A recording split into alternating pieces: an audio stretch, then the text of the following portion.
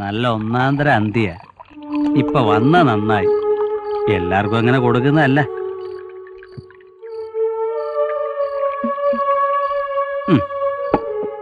പിടിച്ചാട്ടെ. കേട്ടോ ഓമനെ, നല്ല ഒന്നാന്തരം കാളക്കാരനാ. ഒരർത്ഥത്തിൽ വർക്കിച്ചേട്ടോ ഒന്ന് പിന്നെ നിക്കണം അല്ലേ? നീ കണ്ടിട്ടില്ലല്ലോ? ഇപ്പം കണ്ടു. ആ കണ്ടോ? ഇങ്ങനുണ്ട്? കൊള്ളാം. കള്ളത്ര ശീലല്ലല്ലോ. കള്ളായോണ്ടാ? എനിക്ക് അപ്പോഴേ തോന്നി. ഞാനൊരു മിലിറ്ററി കരുതിയിട്ടുണ്ട്. നല്ല സ്വയംഭ സാധനമാ. നീ അതിങ്ങ് എടുത്തേടി. ത്രിഗുണനാ ജോസേ, ത്രിഗുണൻ. അതാ ഇഷ്ടം. കല്യാണം കഴിച്ചിട്ടില്ല, ആള് ഫ്രഷാ.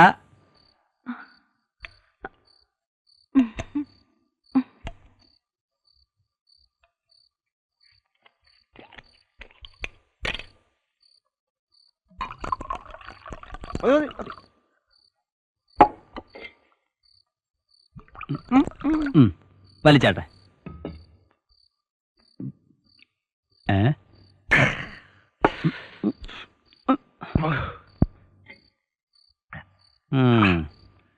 എങ്ങനുണ്ട്?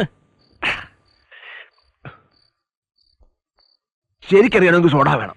ഓ സോഡ, ഞാനത് ഓർത്തില്ല. പെട്ടിക്കട പോയ എപ്പോഴും കിട്ടും. 2 സിഗരറ്റ് വാങ്ങിക്കണം. ഞാൻ എപ്പോ വേണ്ട. താനിവിടെ താൻ പുറത്തുനിന്നുള്ള ആളല്ലല്ലോ. ഇന്നിങ്ങനെ പോട്ടെ. ഇവിടെ ആരും വരത്തില്ല. നീ വാതിൽ ശരിക്കൊന്ന് അടച്ചേരെ.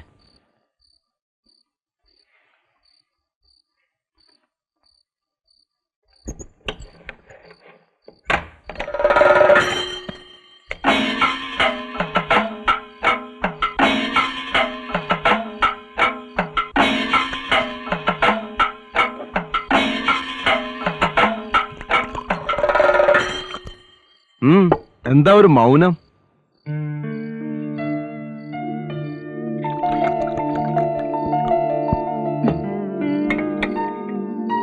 കുട്ടപ്പനെ പോരുമോ? ഇത്തിരി വൈകും. ഞാനൊന്ന് തൊട്ടോട്ടെ.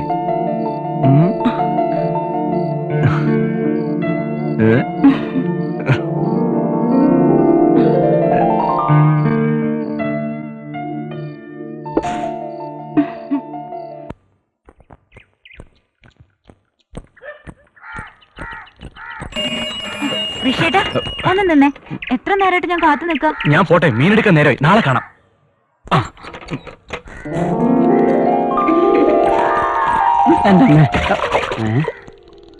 എടാ വീര, മൂത്തത് പോരാഞ്ഞിപ്പോ അനിയത്തിയാ.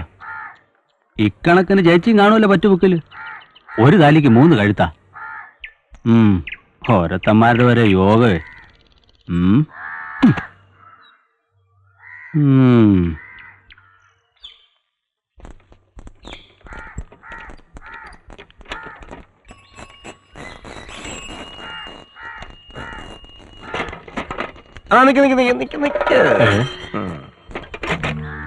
ജീവിക്കാൻ വേണ്ടി മീമിക്കുന്നത് കൊള്ളാം. പക്ഷേ വർക്കിയുടെ മക്കളെ പ്രേമിക്കുന്നത് അത്ര നല്ലതല്ല. നിനക്ക് പ്രേമിക്കാൻ ഒരാളെ പോരാ, 2 പേരെ വേണം അല്ലേ?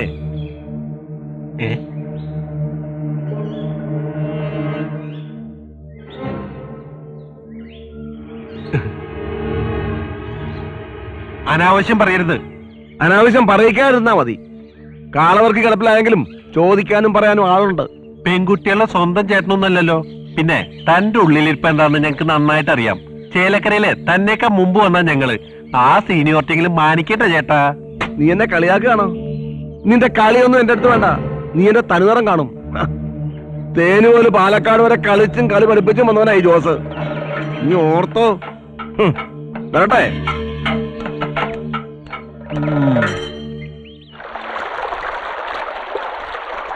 വന്നപ്പോ ഇത്തിരി വൈകി. അതായി ഇന്നലെ കാണാൻ കഴിയാഞ്ഞ്. എന്തായാലും എല്ലാം ഭംഗിയായി. ഇനി എപ്പോഴാ നമ്മുടെ? പള്ളിയിൽ പോയപ്പോ ഞാൻ കർത്താവിനോട് പ്രാർത്ഥിച്ചിട്ടുണ്ട്. അമ്മയോട് ഞാൻ എല്ലാം പറഞ്ഞു.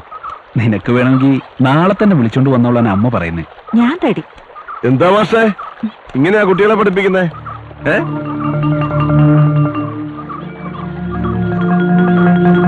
രോഗി കിടപ്പിലായെങ്കിലും എമ്മക്കടകാലം നോക്കാൻ ഞാൻ ഒരുത്തം മതി. ജോസേട്ടൻ ഇതിൽ ഇടപെടണ്ട. അപ്പം കാണാൻ മാത്രമല്ല നിങ്ങളെ എന്നെ ഏൽപ്പിച്ചിരിക്കുന്നത്. ഞങ്ങളെ നോക്കാൻ ഞങ്ങൾക്കറിയാം.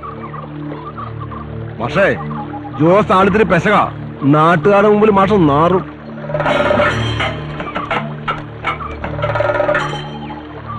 വൃത്തികെട്ടവൻ, ദുഷ്ടൻ. സാരമില്ല. മാഷിന് വിഷമായില്ലേ? ഏയ്, ആലീസ് വിഷമിക്കാതിരുന്നാ മതി. ഞാൻ എല്ലാം അപ്പനോട് തുറന്നു പറയാൻ പോവാ. അപ്പൻ തീർച്ചയായും സമ്മതിക്കും. കിടപ്പിലായ പിന്നെ അപ്പന് ഞങ്ങളോട് വലിയ ഇഷ്ടാ. ഈ ദുഷ്ടനെ ഞാൻ തുരത്തിക്കും, ഈ നാട്ടിൽ നിന്ന് തന്നെ. വഴക്കിനും വക്കാണത്തിനും ഒന്നും പോണ്ട. സമയമായ ഞാൻ തന്നെ വേണ്ടത് ചെയ്യാം.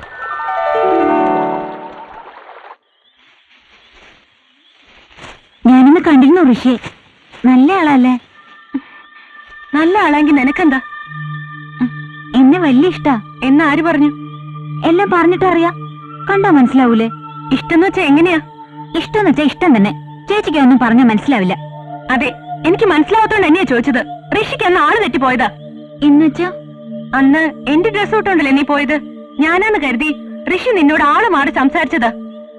അപ്പോ ഋഷിക്ക് എന്നോട് എന്റെ അനിയത്തിയോടുള്ള സ്നേഹം കാണും. അപ്പോ ഋഷി ചേച്ചിയാണ് സ്നേഹിക്കുന്നത്? അതെ. അത് അനുവദിച്ചു തരാൻ പറ്റില്ല. എന്താടി, ഋഷി എന്താ പേരയ്ക്കാ മുറിച്ച് വീതം വെക്കാൻ? വീതം വെക്കാൻ അനുവദിക്കില്ല. ഞാനും ഋഷിയെ സ്നേഹിച്ചു പോയി. പറയുന്നോടി. എന്താടി, ബൈക്കോടെടുക്കാൻ പറഞ്ഞോട്ട് രണ്ടാളും കൂടി അടിയും വഴക്കാം. ഈ ഇടയായിട്ട് കുറച്ച് കൂടുന്നുണ്ട് രണ്ടാക്കും. അത് തെറിപ്പൊടി. എടി പോവാൻ.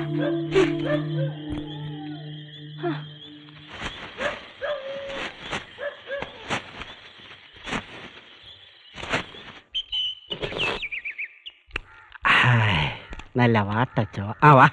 ഇന്നെങ്കിലും സ്വന്തമായിട്ടൊരു ചായ അടിച്ചു കുടിക്കാന്ന് വിചാരിച്ചു. താനിങ്ങനെ ചായ സ്വന്തമായിട്ട് അടിച്ചും കുടിച്ചും ഇരുന്നോ?